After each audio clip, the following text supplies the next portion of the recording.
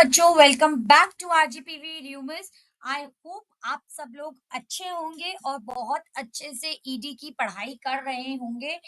इसीलिए बेटा, जैसे कि आपने इस वीडियो का टॉपिक देखा होगा, which was 3 days equals to 10 topics और ईडी में गारंटीड पास। बेटा, ये बिल्कुल सच बात है। अब जो 10 टॉपिक्स आपको बताने जा रही हूं मैं, वो ये 10 टॉपिक्स वो हैं जो आपके लिए लाइफ सेवर हैक्स हैं, जिनको सिर्फ वो 10 पढ़ के, बेटा, क्योंकि I know ED is a very difficult subject, लेकिन इससे हमें डरना नहीं है।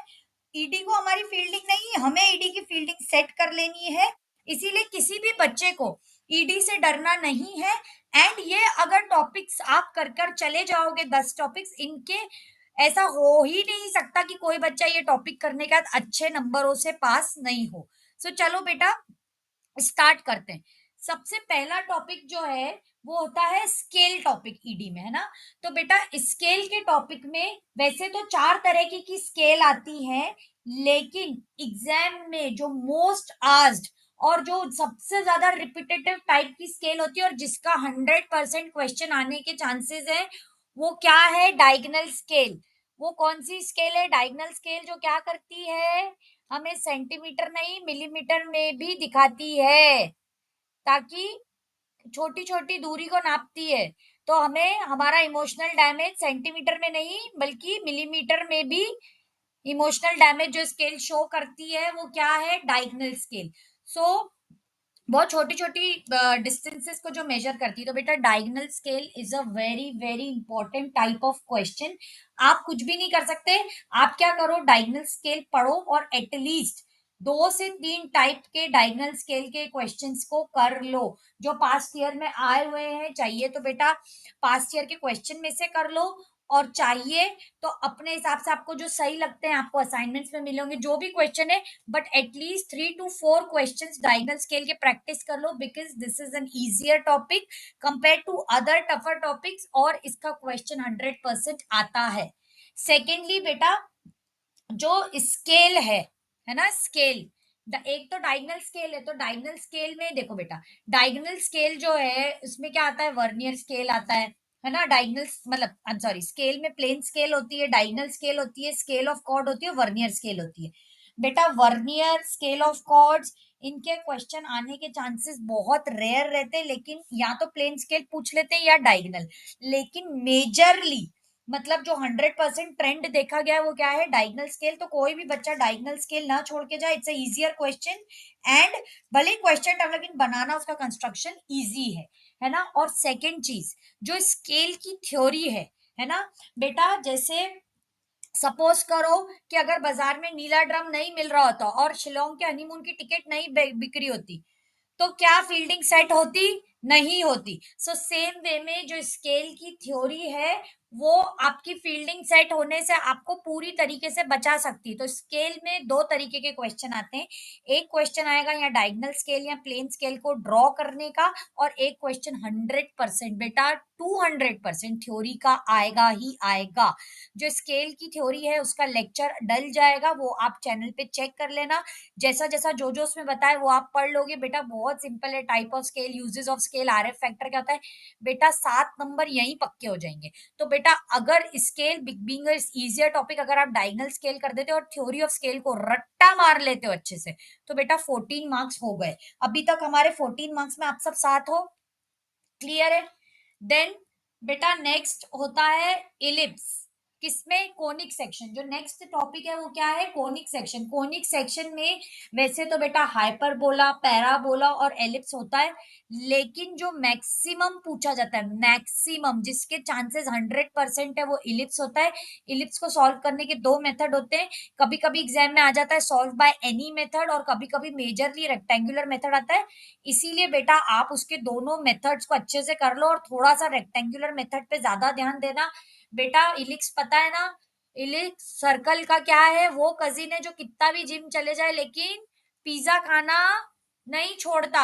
समझ में आया ना इलिप्स का शेप? आई होप सब कनेक्ट कर पा रहे होंगे इलिप्स से, कि वो कितना भी जिमिंग कर ले, कुछ भी कर ले, लेकिन पिज्जा और मोमोज उसके फेवरेट हैं। तो वैसे एग्जामिनर का भी ये टॉपिक फेवरेट है, इसीलिए do not leave this. Then बेटा नेक्स्ट जो होता है साइक्लॉइड, हाइपोसाइक्लाइड और एपीसाइक्लॉइड। आई होप बेटा आपको ये पता होगा, है ना। ये एक इम्पॉर्टेंट टॉपिक है, मतलब आप समझ लो कि साइक्लॉइड, हाइपोसाइक्लॉइड और एपीसाइक्लॉइड ये क्या है। जब सर्कल खुद घूमते घूमते कौन सा आर्टिस्ट बन जाए, सही आ रहा तू तो बेटा वो जैसे म्यूजिक का आर्टिस्ट बन गया था अपनी बंदी के चक्कर में, वैसे ही सर्कल क्रश के पीछे घूमते घूमते क्या बन जाता है, आर्टिस्ट बन जाता है। तो वो होते हैं साइक्लॉइड्स, हाइपोसाइक्लॉइड्स और एपीसाइक्लॉइड। बेटा तीनों को बनाने का तरीका बिल्कुल सेम है। तो अगर आप एक बार साइक्लॉइड का फॉर्मेशन सीख लोगे, सिर्फ एक बार, तो बेटा एक एक क्वेश्चन हाइपोसाइक्लॉइड का और एपीसाइक्लॉइड का देख लोगे इजीली। बेटा ये देखो, एक चीज समझो, अपन ने 7 नंबर यहाँ से पक्के करे, 7 नंबर ईडी की थ्योरी से पक्के करे, 14 मार्क्स ही हो गए। कोनिक सेक्शन में एलिप्स कंपेयर टू, बेटा अगर आप फिर देखो पास होना है हमें, है ना। तो अगर कोई इस टाइम पे अगर डेवलपमेंट ऑफ सॉलिड या सेक्शन ऑफ सॉलिड लेके बैठ जाएगा तो पास होगा क्या, नहीं, because that is a tough topic. इसीलिए हमें वहां नहीं जाना है, हमें क्या करना है, कोनिक सेक्शन में से एलिप्स कर लेना है। 7 नंबर और यहाँ पक्के हो गए। और बेटा साइक्लॉइड, हाइपोसाइक्लॉइड और एपीसाइक्लॉइड इजी टू ड्रॉ है, इसीलिए एक का फॉर्मेशन सीख लोगे तो ये दोनों बन जाएंगे, इसीलिए do not leave this. Then बेटा फील्डिंग सेट होने के बचाने से, नीले ड्रम और हनीमून से बचाने के लिए, फील्डिंग ना सेट हो, पेपर में बैक ना लगे, एक बार जो इसकी भी वीडियो पोस्ट हो जाएगी, short notes on any type of curve, हो सकता है बेटा थ्योरी में ये चीज आ जाए, है ना। हो सकता है आपको बचा ले, हो सकता है एक साइक्लॉइड का क्वेश्चन है और थ्योरी में हाइपरबोला, पैराबोला, साइक्लॉइड, हाइपोसाइक्लॉइड और एपीसाइक्लॉइड का शॉर्ट नोट आ जाए, है ना। हो सकता है किसी एक का आ जाए। तो बेटा 7 नंबर अगर 6-7 पॉइंट याद कर लिए तो 7 नंबर यहाँ बच सकते हैं, तो ये भी आ सकता है, इसीलिए डू नॉट लीव दिस। पास होने की पूरी पूरी गारंटी है इन टॉपिक से। देन बेटा मूविंग टू अनदर पार्ट जो है प्रोजेक्शन ऑफ लाइंस। बेटा प्रोजेक्शन ऑफ लाइंस में जो सबसे इंपॉर्टेंट है और जिस टाइप का पूछते हैं, फालतू इतनी सारी मेहनत करने की जरूरत नहीं है एग्जाम के पहले 3 दिन पहले, तो बेटा वर्टिकल प्लेन और हॉरिजॉन्टल प्लेन के इंक्लिनेशन को ही पूछा जाता है प्रोजेक्शन ऑफ लाइंस में। 100% ये आता ही आता है। एंड एक और चीज, इसमें जो एक थ्योरी है जो क्या है, difference between first angle and third angle. बेटा ये भी थ्योरी लेक्चर में अपडेट हो जाएगा, do watch it, do not miss it, है ना। हो सकता है बेटा इसमें से भी एक क्वेश्चन आ जाए या डिफरेंस बिटवीन आ जाए, और हो सकता है बेटा दोनों ड्रॉ के भी आ जाए। इसीलिए कोई भी बच्चा प्रोजेक्शन ऑफ लाइंस को नहीं छोड़ेगा, क्योंकि प्रोजेक्शन ऑफ लाइंस क्या है, वो बेटा हमें लाइन को इतने व्यूज में घुमा देती है जितना तो क्रश भी आपको आपकी नहीं घुमाती, ठीक है। इसीलिए do not leave projection of lines. एक बार बेटा क्रश को छोड़ देना ईडी के पेपर के चक्कर में, बट प्रोजेक्शन ऑफ लाइंस के वर्टिकल प्लेन और हॉरिजॉन्टल प्लेन के इंक्लिनेशन प्रॉब्लम्स नहीं छोड़ने हैं सबको। बेटा then upcoming topic projection of solid. बेटा ये थोड़ा सा टफर टॉपिक है क्योंकि थोड़ा सा कंफ्यूज करता है बच्चों को। ये क्या करता है, इसमें शेप्स फिक्स नहीं होते, लेकिन स्टूडेंट का जो मेंटल स्टेट है वो हर सेकेंड ये बदल देता है ना। इतना कंफ्यूजिंग होता है थोड़ा सा प्रोजेक्शन ऑफ सॉलिड कि ऐसा लगता है क्रश को इंप्रेस करना ज्यादा इजियर है। जैसे बॉलीवुड का विलन होता है ना, हर एंगल में नया रूप, is similar to what is projection of solid. लेकिन बेटा प्रोजेक्शन ऑफ सॉलिड ऐसी चीज है जो आप एक बार थोड़ा सा भी ध्यान देके सीख लोगे ना बेटा, तो क्वेश्चन आएगा तो इजीली बना पाओगे। देन आता है आइसोमेट्रिक प्रोजेक्शन। बेटा आइसोमेट्रिक प्रोजेक्शन का क्वेश्चन 300% गारंटी ले रही हूँ मैं, 300%। आप खुद मेरे को आके पेपर के दिन बोलोगे कि मैडम आपने बोला था और आएगा। आइसोमेट्रिक प्रोजेक्शन अगर कोई बच्चा छोड़ के जा रहा है तो वो सबसे बड़ा बेवकूफ है। बेटा देखो मैं आपको एक चीज समझाती हूँ, 4 घंटे लगेंगे, आइसोमेट्रिक प्रोजेक्शन का top view, front view, side view सीख लो, इसका क्वेश्चन 110% आएगा। इसीलिए no one would leave isometric projection. Then बेटा प्रोजेक्शन ऑफ जो प्लेन्स होता है उसमें पेंटागन, हेक्सागन, ये वाले जो शेप्स होते हैं ना, ये एग्जामिनर के बहुत ज्यादा फेवरेट शेप्स होते हैं, तो इसीलिए प्रोजेक्शन ऑफ प्लेन्स को नहीं छोड़ना है। That is an easier and important topic. अब बेटा देखो मैंने बोला कि आपको section of solid, development of solid या कॉम्प्लेक्स प्रॉब्लम करो, नहीं, ये वो टॉपिक बताए जा रहे हैं जिससे आप थोड़ी पढ़ाई करके इजीली पास हो जाओ। आई होप आपको ये चीज समझ में आ रही होगी कि देखो बेटा एग्जाम के पहले हमें, अगर हमने बेटा, एक कौन से बच्चे होते हैं जो सर के साथ सारी शीट्स कंप्लीट करते हैं, है ना, जो बैठ के एक एक शीट बना रहे हैं, एक एक डायग्राम बना रहे हैं। लेकिन बेटा कुछ बच्चे क्या होते हैं, कोई शीट नहीं बनाई, कोई डायग्राम बनाई, लेकिन क्या वो क्या फेल होने के लिए, नहीं, कोई भी बच्चा फेल नहीं होगा अगर वो इस पैटर्न में पढ़ेगा। वो थोड़ा-सा भी बेटा अगर स्मार्ट वर्क करेगा तो there is no zero possibility of failing in ED. वो भी मैं आपको बताती हूँ कैसे। पहले ये टॉपिक सुन लो। तो प्रोजेक्शन ऑफ प्लेन्स में बेटा पेंटागन, हेक्सागन ये बनाना सीख लेना। ये एग्जामिनर के थोड़े से फेवरेट टॉपिक होते हैं। देन प्रोजेक्शन ऑफ प्लेन्स हो गया, हाँ। देन कमिंग टू बेटा इसमें क्या होता है ना कि प्लेन के जो 3 व्यूज होते हैं, फ्रंट व्यू, टॉप व्यू और एक कौन सा वाला व्यू होता है? अपने आप से कनेक्ट कर पा रहे हो कि नहीं? वो व्यू जिसमें आप अभी सब रो रहे हो, ठीक है? अभी आपको लग रहा है फील्डिंग सेट हो जाएगी, लेकिन अगर ये 10 टॉपिक कर लोगे तो आपका व्यू बदल जाएगा और ईडी में ए प्लस या बी प्लस ग्रेड दिखेगा। ये हम आज से ही मैनिफेस्ट करते हैं तो हमें जरूर याद रहेगा। देन बेटा ऑटो कैड की थ्योरी 14 नंबर की आएगी, क्योंकि ऑटो कैड अपने आप में एक पूरी यूनिट है। और जैसे कि आरजीपीवी के पैटर्न के हिसाब से हर यूनिट में से 14 नंबर का आता ही आता है, सेम वे में ऑटो कैड जरूर आएगा। ऑटो कैड की भी थ्योरी का लेक्चर अपकमिंग है। वो कोई भी बच्चा, मतलब ये मान लो कि ऑटो कैड तो वो सहारा है आपका, समझ गए ना? फील्डिंग वाला एग्जाम्पल बेटा, ऑटो कैड आपको हर तरीके से बचा सकता है, तो इसीलिए कोई भी बच्चा ऑटो कैड को नहीं छोड़ के जाएगा। उसकी थ्योरी का जो लेक्चर आएगा बहुत शॉर्ट एंड स्वीट आएगा, चैनल पे आएगा, वो आप चेक करते रहना, आ जाएगा। और उसको कोई छोड़ के जाएगा, उसको एज इट इज बेटा रट्टा मार लेना है, क्योंकि वो 14 मार्क्स हमारे लिए क्या है, बिल्कुल भगवान के जैसे। इसीलिए हमें ऑटो कैट को बिल्कुल भी लीव नहीं करना है।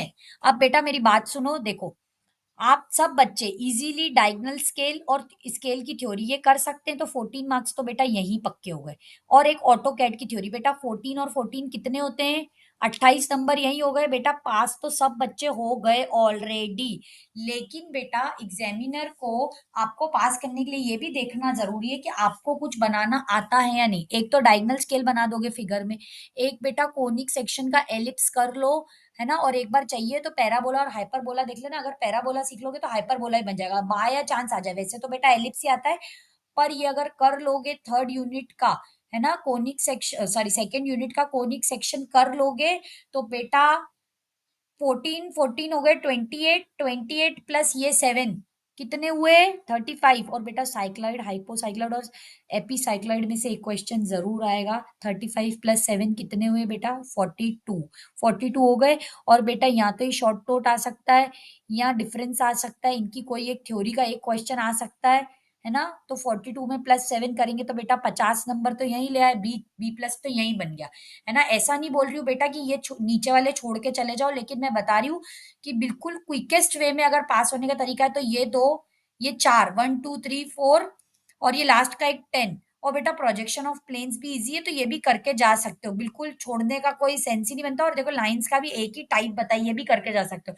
तो बेटा आराम से 50 to 60 मार्क्स टच करोगे।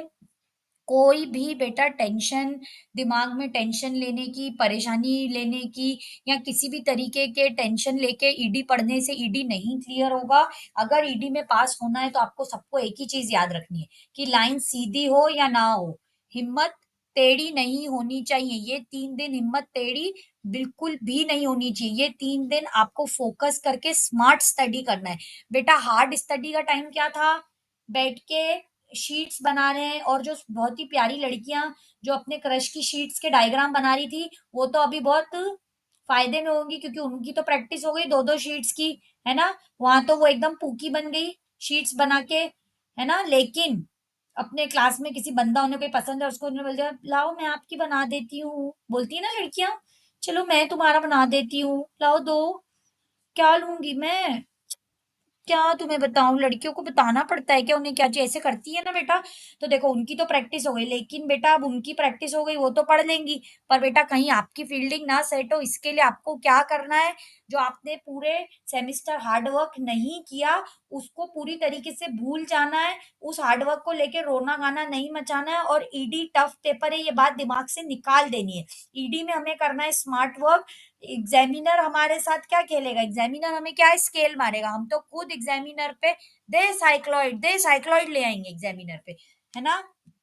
तो बेटा हमें किसी से भी हार्डवर्क को, I am sorry, I mean हमें कोई भी हार्डवर्क नहीं करना है पेपर में। सॉरी बेटा थोड़ा कंफ्यूज हो गई, हार्ड वर्क नहीं करना है पेपर में। हमें पेपर में क्या करना है? हमें पेपर में स्मार्ट वर्क करना है। और स्मार्ट वर्क कैसे होगा 3 दिन में? वो ये देखो। सबसे पहले आज के दिन, है ना? आज क्या है 3 दिन में से? डे 1। डे 1 पे क्या कवर करना है? बिल्कुल ध्यान से सुनो। डे 1 पे जाके एक डायगोनल स्केल सब बच्चों को कर लेनी है। स्केल की जो थ्योरी का लेक्चर होगा वो अपलोड होगा, वो सबको देख लेना है, उसको बिल्कुल घोट के पी जाना है ना? कोनिक सेक्शन का एलिप्स जो है ना, उसके दोनों मेथड। बेटा एग्जाम में कभी कभी ऐसा भी आता है सॉल्व बाय एनी मेथड, और कभी कभी फिक्स रेक्टेंगुलर आता है। रेक्टेंगुलर मेथड इंपॉर्टेंट मेथड है, इसीलिए ऐसा मत कर लेना पहले वाला कर ले और दूसरा मेथड नहीं करा, नहीं बेटा, है ना? अब बेटा जब स्मार्ट वर्क कर रहे हैं तो थोड़ा सा दिमाग से भी स्मार्ट होना पड़ेगा कि आपको ये तीसरा टॉपिक थर्ड, ठीक है, ये 3 चीजें ये आज कर लेनी है। क्या क्या? एक डायगोनल स्केल क्या होती है, और बेटा प्लेन भी कर सकते हो, क्योंकि डायगोनल समझने के लिए सबसे पहले बेसिक प्लेन समझना जरूरी है। तो डायगोनल और प्लेन स्केल कर ली। स्केल की पूरी थ्योरी को घोट कर पी लिया एक बार, है ना? आखिरी दिन तो अपन सब साथ में रिवीजन करेंगे ही। और बेटा कोनिक सेक्शन का जो एलिप्स है और एक बार पैराबोला कैसे बनता है, ये दोनों चीजें देख ली। ये 3 चीजें डे 1 पे करनी है, ठीक है? अब जब तक डे 2 आएगा तब तक थोड़ा सा स्ट्रेस बढ़ जाएगा, ठीक है? उस बड़े स्ट्रेस में अच्छा एक चीज और देखो, फिर जब स्ट्रेस थोड़ा सा बढ़ जाएगा तो क्या करना है? फोर्थ वाला साइक्लॉइड, हाइपोसाइक्लॉइड और एपीसाइक्लॉइड, ये आपको कल के दिन करना है। आज के दिन क्या बताया मैंने बेटा? देखो कितनी सारी चीजें करनी पड़ती हैं। पबजी भी खेलना रहता है। जो क्रश है अगर उसको मैसेज नहीं करेंगे टाइम टाइम पे तो बेटा फिर कोई और ले जाएगा ना, कोई और ले जाएगा, बाजी मार जाएगा। तो हमें ऐसा भी नहीं करना है, ठीक है? मान लो कि महाकाल इंस्टीट्यूट ऑफ टेक्नोलॉजी में से किसी को एलन सिटी में क्रश है, तो अगर महाकाल वाले ने समय पे बाबा महाकाल की कृपा से नहीं मैसेज किया तो क्या होगा? एलन सिटी आरजीपीवी यूनिवर्सिटी के पास या कोई और कॉलेज के पास चली जाएगी, है ना? तो इसीलिए बेटा सेटिंग को भी मैसेज करना रहता है, क्रश को भी देखना पड़ता है, उसके रिसेंट अपडेट्स जो आ रहे हैं इंस्टाग्राम पे उस पे भी बेटा। और हो सकता है बेटा क्रश का पेपर नहीं हो, क्रश का कंप्यूटर हो, क्रश का आज सिविल हो और कल अब कंप्यूटर हो, तो वो तो चिल करेगी ना आ जाके। तो बेटा उसकी स्टोरी भी देखनी रहती है, पबजी भी खेलना रहता है, गेड़ी भी मारनी रहती है ना? फ्लाइंग चप्पल भी खानी रहती है मम्मा से, और इंस्टाग्राम रील्स तो बेटा आजकल लड़कियों के चटपटे गाने चल ही रहे, है ना? बिपाशा, सब समझ गए ना? और बेटा फिर वही जो सैयारा की जो बैक टू बैक रील्स आ रही हैं, वो भी देखनी होती। तो बेटा इन सब में इतना स्ट्रेस नहीं लेना ईडी के पेपर का। क्या करना है? Diagonal scale, theory of scale और कोनिक सेक्शन का एलिप्स, ये आज करके रख लेना है। फिर बेटा कल क्या करना है? साइक्लॉइड। देखो बेटा साइक्लॉइड की एक मानसिकता समझो। साइक्लॉइड अगर एक बार किसी को आ गया, है ना, तो उसके लिए हाइपोसाइक्लॉइड और एपीसाइक्लॉइड ड्रॉ करना टफ नहीं है। तो साइक्लॉइड के अच्छे से 3 क्वेश्चन कर लो और फिर एक एक क्वेश्चन हाइपोसाइक्लॉइड और एपीसाइक्लॉइड का कर लो, ठीक है? तो बेटा 3-4 घंटे पढ़ के ये ऊपर के 3 हो गए।